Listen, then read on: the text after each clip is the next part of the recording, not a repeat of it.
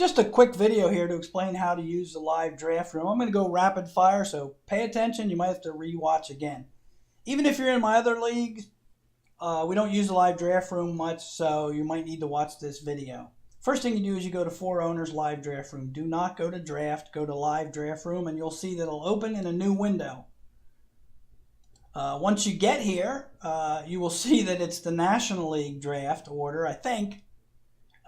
But if you're in the American League, you want to click on American, obviously, and then you'll see the American League draft order.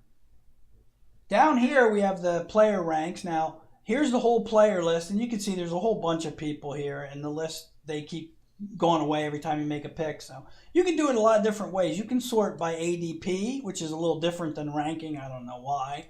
You can sort by alphabetical.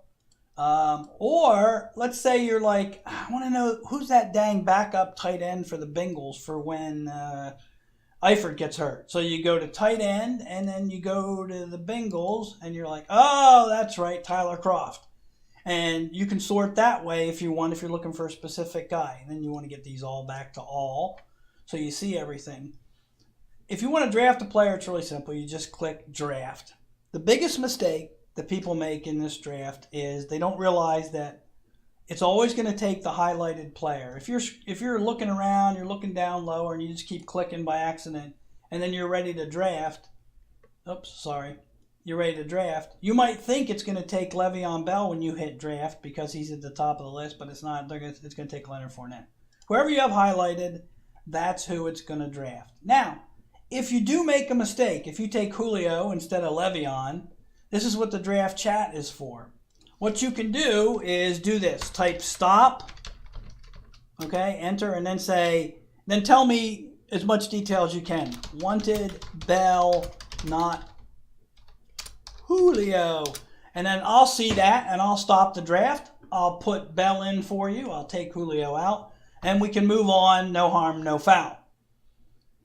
When this happens, sometimes this list gets screwed up. Sometimes Julio will be gone from the list. And here's the other big thing on this page is reload this page.